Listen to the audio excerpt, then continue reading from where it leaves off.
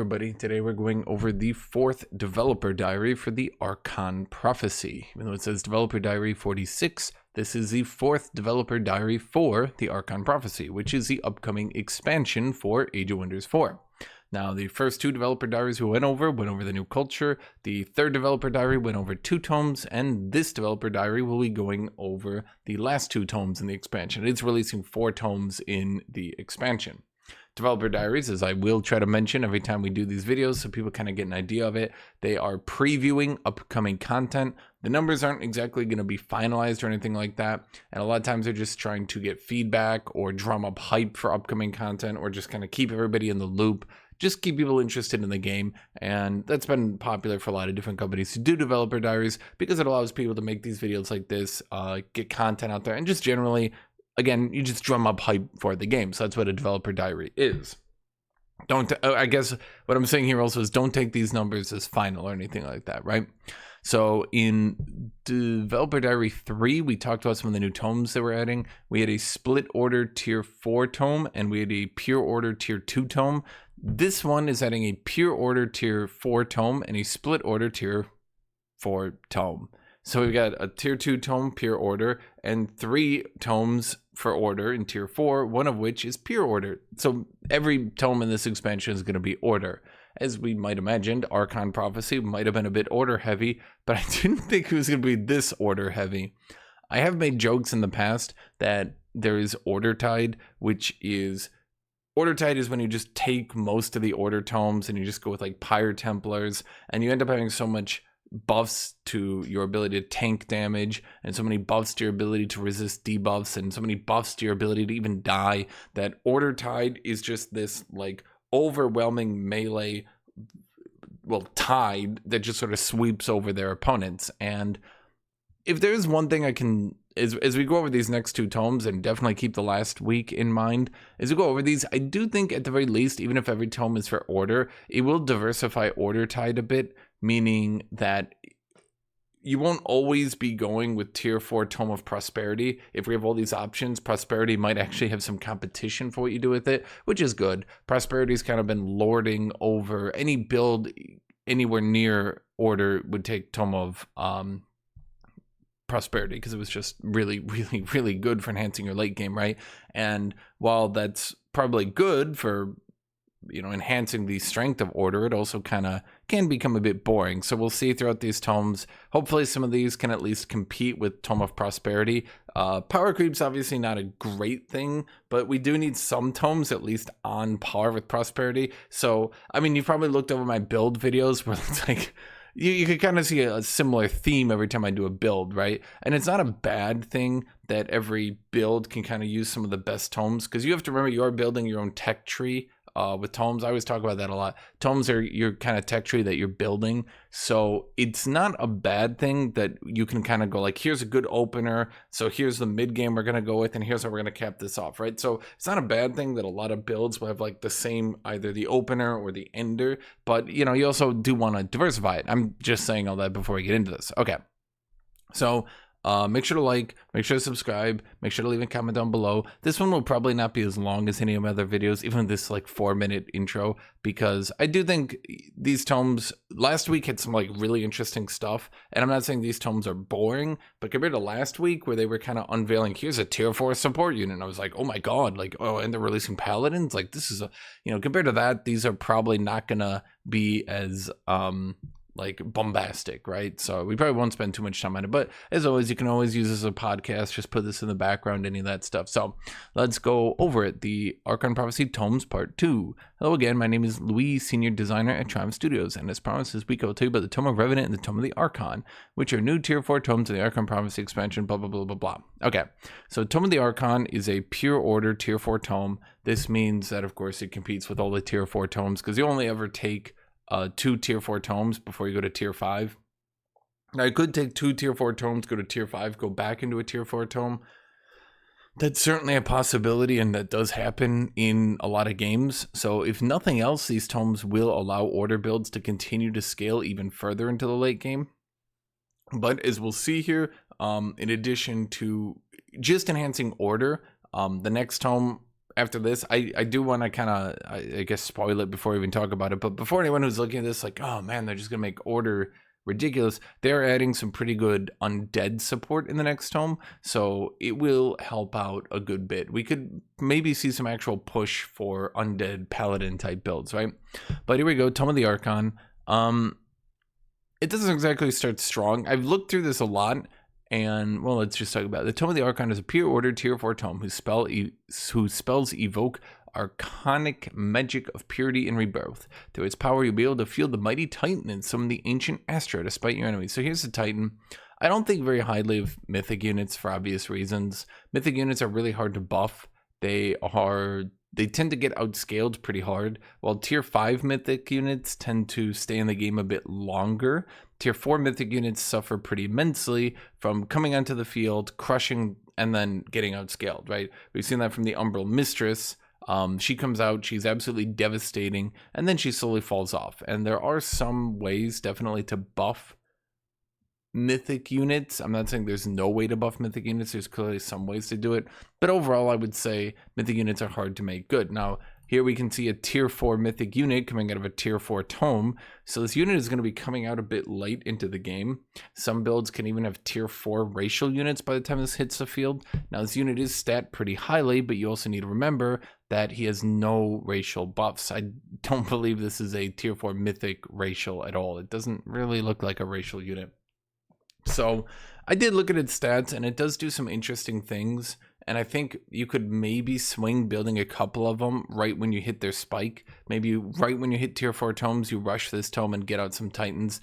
But overall, it's just, I'm not really that impressed, just because mythic units have struggled so much in the past to be relevant. Mythic units only get like 10% of the enchantments in the game. It's pretty hard to buff them, and I don't think this one's looking to get many enchantments. So the Titan is an Archon T4 mythic unit of tremendous power with the capability to redeem the souls of its enemies. Its Sunburst ability deals fire and radiant damage, burns and blinds in an area. Now this is one issue I did have with this dev diary. They were really ambiguous with some numbers that probably are not going to change. Things like, how big is Sunburst? Is it area 1, area 2? Is this going to be a huge nuke, or is this going to be a small nuke? Am I going to blind their entire front line, or am I going to blind like 3 units, right?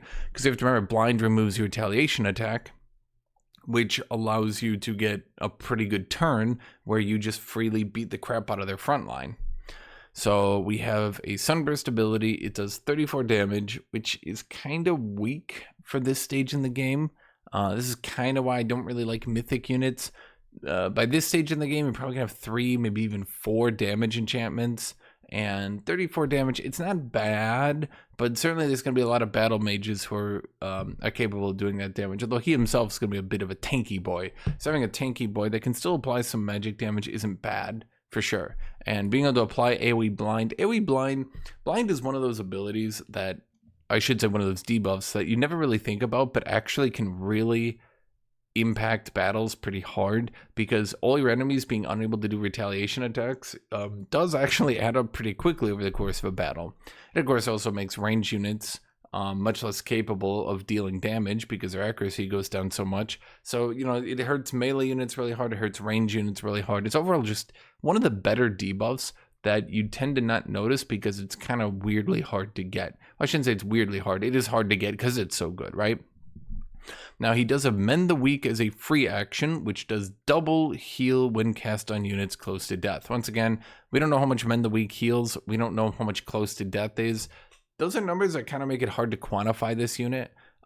He's only doing 27 damage on his heavy charge strike, which is definitely very low. That's not a very high amount of damage at any rate. That means if he's ever actually using heavy charge strike, he will not be dealing much damage at all. Pretty much any tier 3 charge unit will dramatically outperform him, and tier 4 charge units will dramatically outdamage him, right? So you don't want him using heavy charge strike, you want him using Sunburst. Now, Mend the Weak, we don't know its cooldown, we don't know how much it heals, we don't know how much is low HP. It is a free action, so he could heavy charge strike and Mend the Weak on the same turn, or he could Sunburst Mend the Weak on the same turn. So like, there's definitely some interesting things going on here, but I don't really know the numbers. On paper, it looks weak, but like Mend the Weak could be like a 20 heal doubled to 40 if they're below half, right? Like, I don't know how much close to death is, but yeah. It's really hard to quantify. It's just at a glance, my personal opinion is at a glance, I'm not that amazed by it. Its Rite of Atonement ability makes it so that upon killing an enemy, their soul reforms and transforms into a tier 1 lesser light spirit, a new support elemental unit of order affinity added in a free patch coming together with this expansion. Now, I do think that this has a lot of merit, but once again, I don't really know what that means. Now, if this takes their unit and transforms it into your unit, and like removes its body entirely, that's actually quite powerful, because revive effects are pretty common. A lot of people do use them to either keep their lord alive or to revive the entire field. Angels can revive the field, undead can revive the field, plants can revive the field, which I was it's angels, undead, and plants. Right? So I think that definitely being able to remove bodies or at the very least transform them is quite strong. On the weapons in the game, I definitely know the weapon that turns enemies into zombies when you kill them. I know that one also will remove the body. So being able to remove enemies' bodies is going to be a powerful effect. So the Titan might be one of these things that as a whole ends up being kind of strong, where like any individual effect is not really that amazing, but as a whole, it actually ends up being pretty good. That's probably where he's going to end up lying. Now, of course, killing a unit, getting a tier 1 unit, that of course swings some battlefields a little bit, right? Because even if something's as weak as a tier 1 unit, if you're just adding it in the middle of a battle, that's going to be pretty strong. So if the Lesser Light Spirit survives until the end of the battle, you can then purchase them to get them permanently into your battle, or I should say into your army. You can purchase it for mana cost as a tier 3 Light Spirit. Now they are saying the Lesser Light Spirit and the Light Spirit will be in the free patch. These will be added into the game.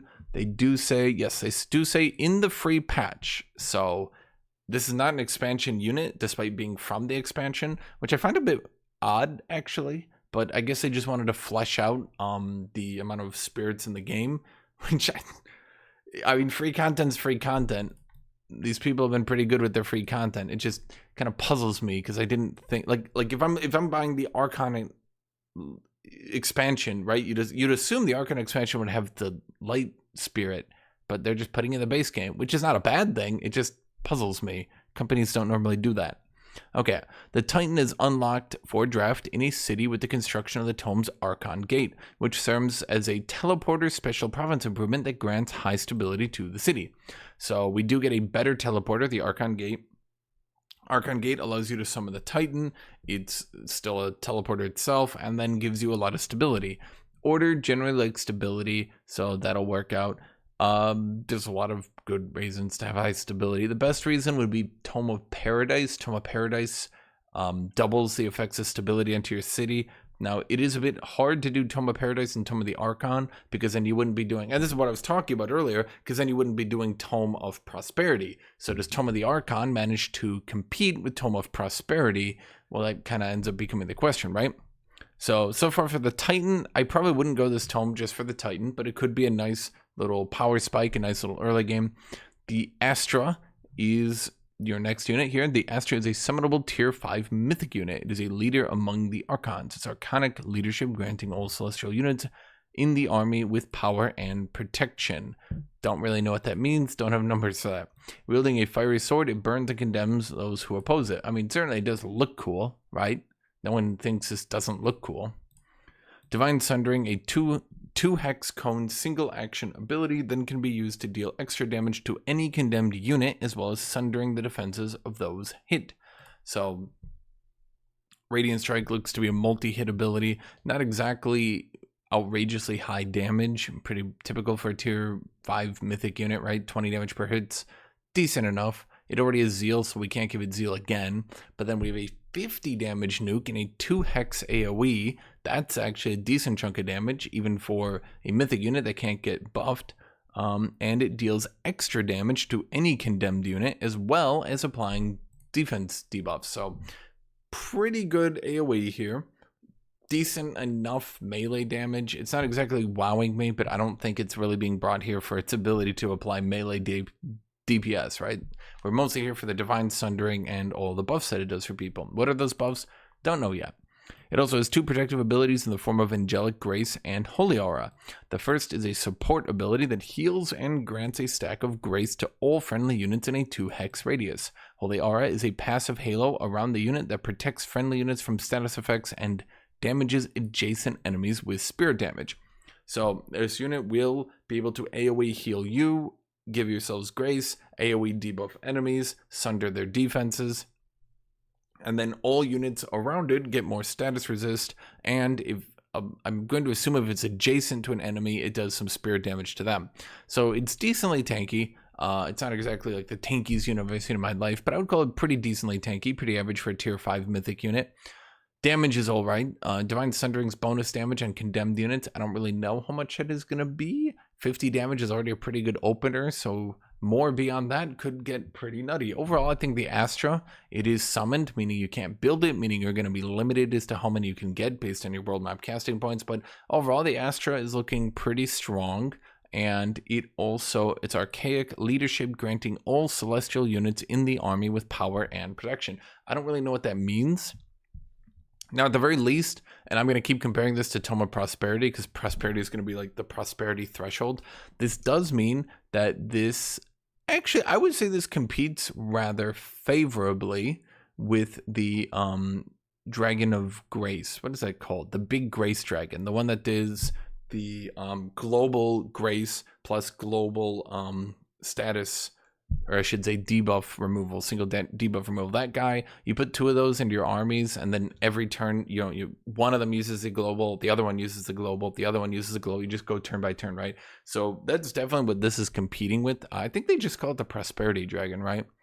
I would say, at a glance, I would say this does seem to compare pretty favorably to the Prosperity Dragon.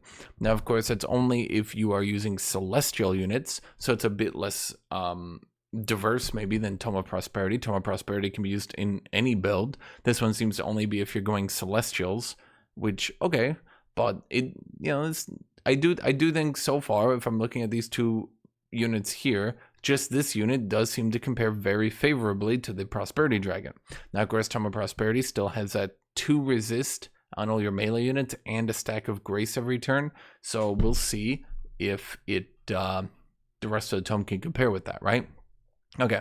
The unit enchantment Holy Aura grants a part of the Astra's power to your melee units, giving them the same effect of protection to friendly units and damage to your foes. Now that does seem really interesting. We don't know how much damage this is. Is this 5 spirit damage a turn?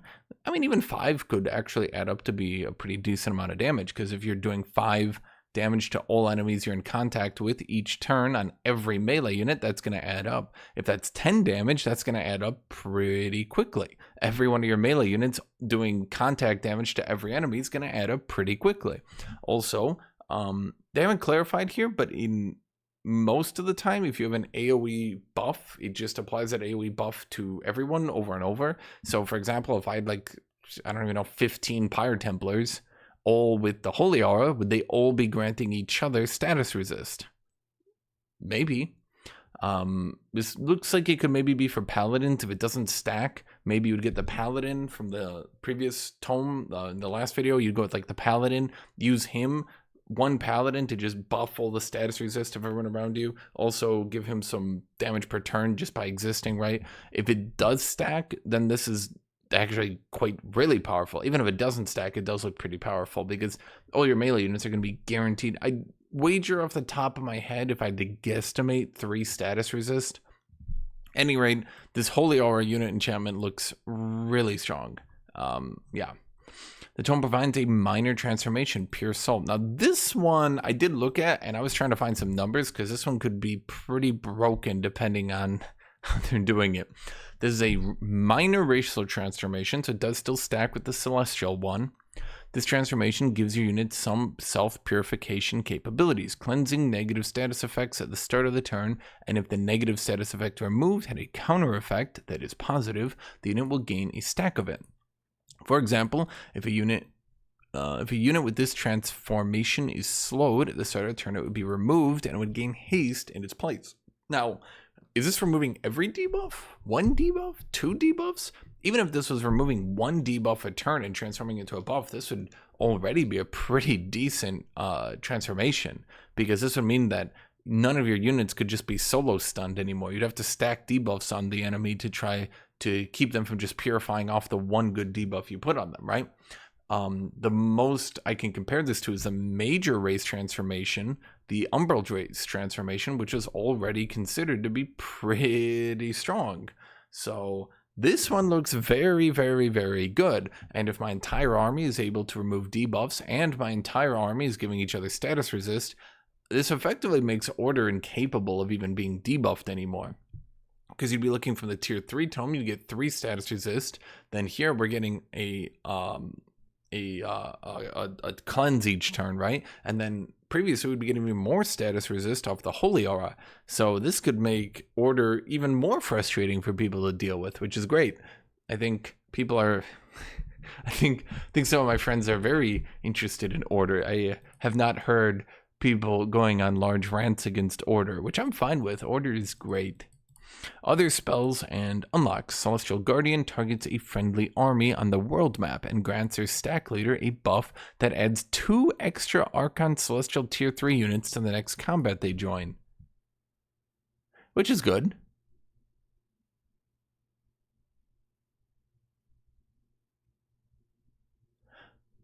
I'm wondering how long that lasts. That just says next combat. Surely that's got a timer.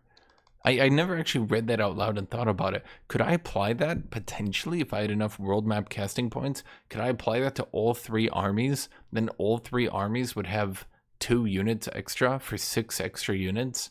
That would be very difficult to deal with. I mean, Archon Celestial units, that is very limited.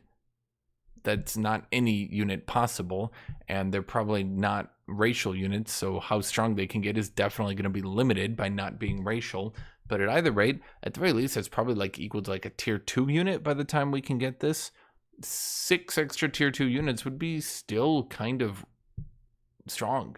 So this one definitely looks pretty strong. Also just adds a lot of units to combat.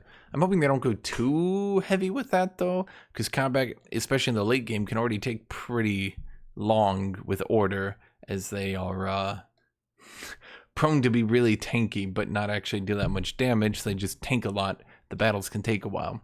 You start adding a lot more units to that as well, it can get rough. Ascended Rebirth brings back the spirit of a fallen friendly unit back to combat in the form of a Vigil, a tier 3 battle mage. I'm going to assume that's the Vigil right there, that little model right there.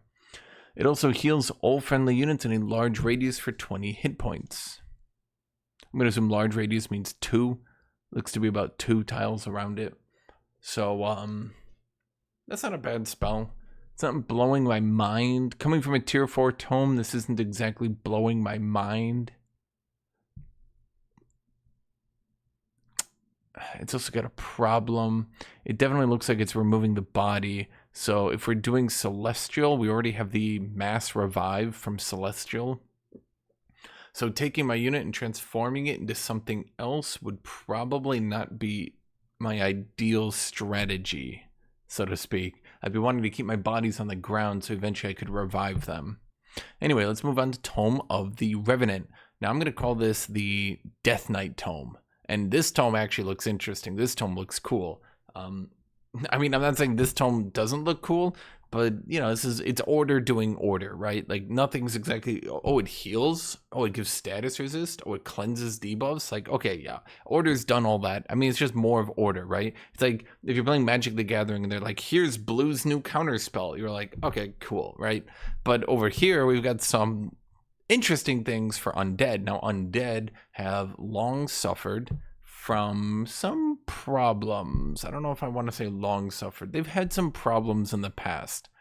The late game for Undead is mostly Reapers and spamming Reapers, which is fine, but also maybe not the most exciting, right?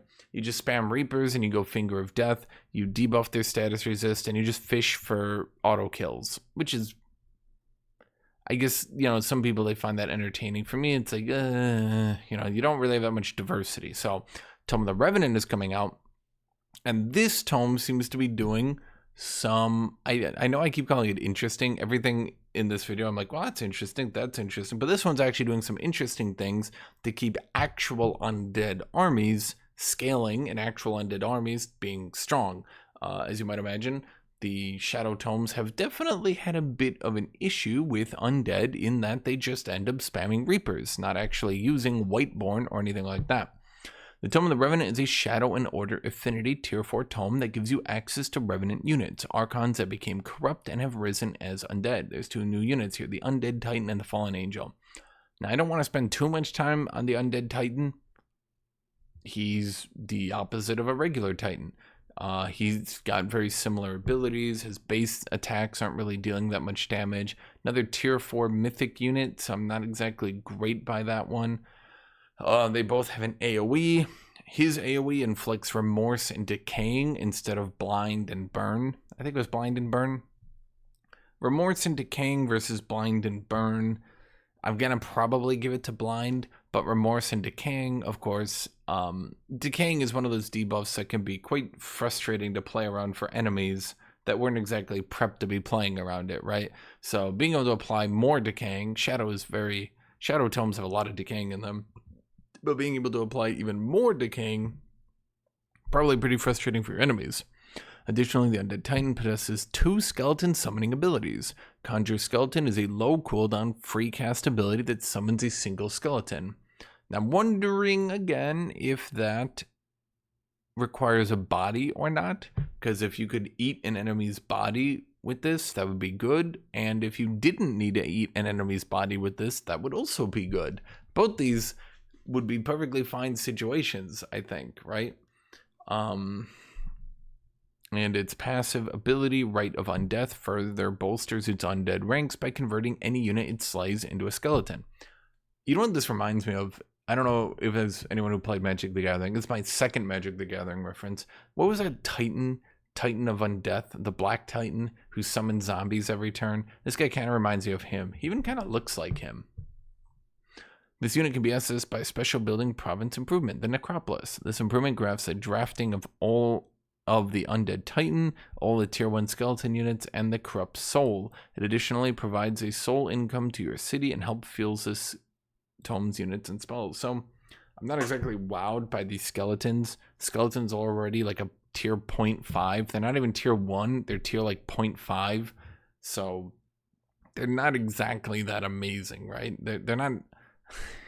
They're not really doing anything for me on this one, okay? I'm looking at it, I'm like, okay, cool, right, awesome.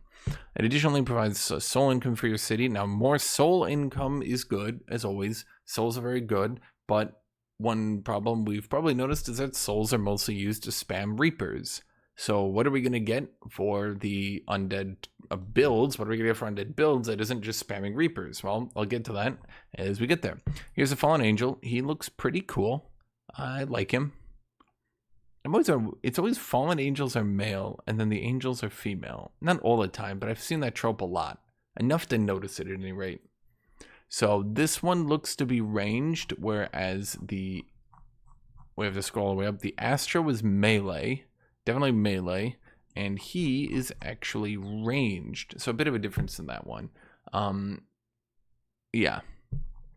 The Fallen Angel is a summonable tier 5 unit in the Tome of the Revenant. This corrupt angel has access to powerful magics, Ray of Corruption, a long and wide beam attack of Revenant magic that weakens, demoralizes, and replenishes the health of the Fallen Angel. So he seems to be kind of like a tier 5 unit, more focused on a battle mage, whereas the Astro is a tier 5 unit focused more on also being a battle mage, support melee unit thing, I guess. But whereas he just seems to debuff enemies. There does seem to be a theme here of weakens, demoralizes. The demoralize could be good in a morale build. Morale builds have really been suffering the last couple of expansions, so getting some push for morale builds would be nice, but I don't think just having Fallen Angel would be the push, unless it is the push, but I seriously doubt that would be it.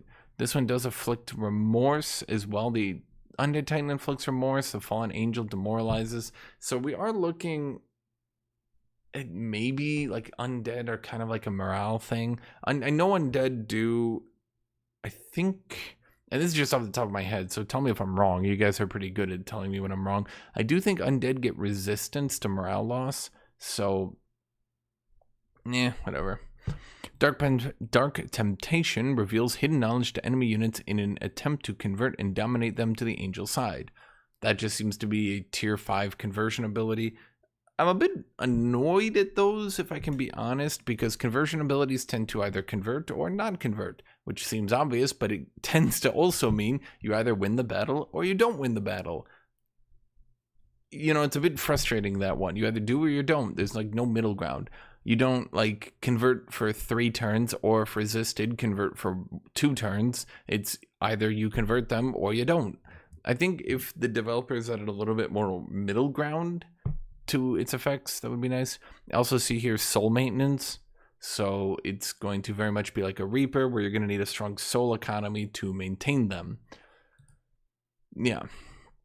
Undead Resentment is a unit enchantment that uses the Revenant's past arcanic knowledge to grant all undead units protection from the Archon's radiant fire. This enchantment increases spirit and fire resistance and grants vicious killer, meaning your units are better at demoralizing their foes in battle. So that's kind of the morale theme I think that they were getting at here.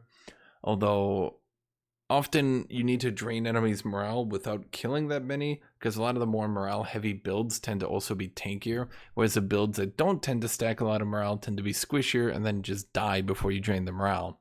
But if you can do enough morale damage, you could hopefully deal with either. At either rate, we do seem to see the undead getting a bit of a morale push. So they get resistance to spirit and fire for all undead at the cost of souls per turn. Now that souls per turn cost is really rough, but resistance to fire and spirit could be good. Now, of course, you could just turn this off, or you could just not use it.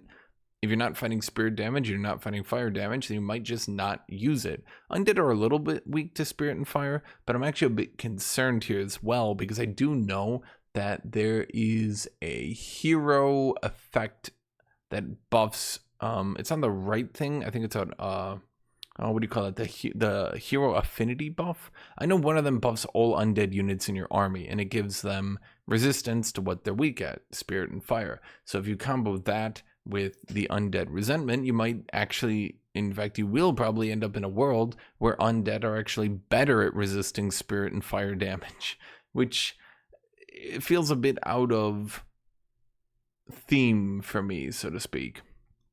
But if you need the effect, then you can turn it on. If you don't need the effect, then you don't turn it on.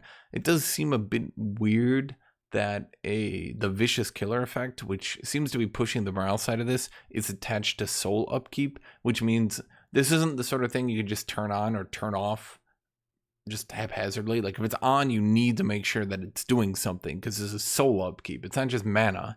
Mana can become irrelevant. Souls will never become irrelevant. The spell Unholy Champion is a combat buff that greatly bolsters a unit's damage, grants them Undying. Undying, as they clarify here, you die. After 2 turns, you come back to life at half HP. Most people will stand on your body as you're coming back to life. But if you can keep them off your body and you can revive, then it's pretty strong. It's mostly strong, I think, on constructs, the clay dudes, when like everyone has Undying, then you can't really stop everybody from going back to life, right? But when one dude has it, most of the time the enemy will just stand on your body. But, and Armor of Despair. The spell Unholy Champion and Armor of Despair, which grants defensive stats against the attacks of demoralized enemies. So, yeah, Unholy Champion. Armor of Despair is not its own thing. So Armor of Despair comes with Unholy Champion. So you give someone Unholy Champion, it gets more damage, it has Undying, and then if enemies are demoralized, it takes reduced damage from them. This ties into our other spell in the tome, a world map spell called Revenant Whispers. When cast on an enemy army, these enemies become demoralized, and any combat initiated against them will summon 3 skeletons empowered with the effects of Unholy Champion on the side of the attacker. So this does seem to very much be pushing the idea of Undead demoralize you, Undead or morale build. And there definitely was some morale builds already in the game, and there definitely are some things you could do. I'm just spitballing here off the top of my head. You could maybe try to do a Shadow, Chaos, Battle Mage, Whiteborn, and then use the Chaos to like demoralize enemies. Because I know there's a lot of shenanigans there. You can stack debuffs and demoralize and try to make them do so much less damage that eventually you morale them out just off that, right? I know Misfortune's pretty good at that. To further boost your undead, the Chamber of the Right is a city structure that makes all undead units produced in a city gain natural regeneration. That's pretty good. So we're definitely seeing a lot of push for Celestials, and then in this tome, but only this tome, we're seeing a lot of push for undead. Now, I would say the two better things to do with your people were probably to just go pure Astral Tomes, because when you have pure Astral Tomes, you just got all the good Astral Tier 3, Tier 4, Tier 5 Tomes, Stormborn, things like that. You just use Time Stop. The other thing, we could go Plants. Plants were really good. They pushed Elementals as well with the last expansion, and now they seem to be pushing Celestials and Undead. Celestials will probably end up being really good. They were never really bad. Just merely being flying means they can ignore Zone of Control, which is a rather frustrating effect for enemies to have to deal with. But Whiteborn, I definitely saw almost no undead builds. Now, that might just be a preference thing, because you have to remember, I play with a group of like, it's like we typically do 6-man games. So we typically have a rotating list of like 15 people who play with us. I think Undead were just not as popular. I really liked Undead, but it was always kind of boring. They would end every Undead build would always just end with spamming Reapers, which I never found to be that interesting of a unit. So the Fallen Angel definitely seems to be pushing that. At the very least, pushing the Reaper out, especially as we see the Undead Resentment. We're seeing a lot of ways to spend your souls in ways that aren't just spamming Reapers, but rather maintaining really strong undead units. Now, of course, this does run into the issue of what undead units are we going to be using? Probably just Pyre Templars, just Whiteborn Pyre Templars. So we just do an Order Shadow Pyre Templar undead build, just kind of a Dread Knight, Death Knight, whatever you want to term it. I mean, they're always called different things, right? But I'm not really seeing any racial undead, or at the very least any racial units. I mean, you could do an undead paladin, but I don't think that's an entire ass build, right? Like, it'd be power spike. We would need somewhere to go. I'm not sure the Fallen Angel, because that's where the Reapers come in, right? If you're doing an undead build, once your Whiteborn units start to fall off, you start spamming Reapers to make up for it. Now, if we're going with this tome, we're not really getting units that, see, we're not really getting units. This guy's got Terrifying Aura, so he does help a little bit with morale. Maybe the idea is, Tyrant Knights? If they buffed up Tyrant Knights, maybe you could go Tyrant Knights. That would actually have some really good synergy. Tyrant Knights would need to be tuned up a little bit. I'm spitballing some possibilities in my head right now. I definitely think they pushed Undead a good bit, and I really like that. I really like that this wasn't just the Order expansion. I mean, 3/4 of it was the Order expansion, but I really like this push into Shadow, into Undead. It's interesting that this tome is Order Shadow, when the entire tome kind of actually relies... Let me go down to... The entire tome relies on you having Whiteborn, which is a Shadow tome. So, like, if you access this tome only through the Order side, it would practically not do you any good, because the entire tome is about buffing up Undead from the Shadow side. And if you don't have Whiteborn, then it doesn't... Do you see what I'm saying? That doesn't... So, it's like, this might as well be a pure Shadow tome, because you'd have to have Whiteborn to make it work. At either rate, I think the Undead Titan looks cool. I think the Fallen Angel looks cool. I obviously think that these angelic units look cool. I'm not too sure about these Titan units. I'll be real with you. I think I would prefer the developers to rework them into tier 5 mythic units for now, or alternatively make them a class. So for maybe, for example, they count as charge units, so they can get charge unit buffs. If they did one of the two, I think I would very much prefer that. Tier 4 mythic units are very much in a bad spot. They really only see use if they come from a tier 3 tome, and they are like really powerful when you get them. These units do not seem, they seem strong for sure, but like, I don't know. Maybe you could fit like 2 undead titans in your army, 2 regular titans in your army, and just manage your turns really well so they get the last hits, and then you could deny enemies bodies. I think that could work for sure. I mean, that's definitely one way to use them, right? But yeah, I'm just a bit worried. Tier 4 mythic unit's not great. But overall, I do think this looks pretty good. So that's all I have to say. I don't want to drag this out too much. Give me your thoughts. What do you guys think? Does it look cool? Did you like the video? Did I explain things better? I know somebody said, I think 2 dev diaries ago, he said, you look very sleepy and low enthusiasm. I hate negative comments. Actually, I do read all the positive comments, so I think you guys have been liking these videos. So thank you for watching. Thank you for being here. Thank you, everybody. And as always, I hope you all have a great rest of your day.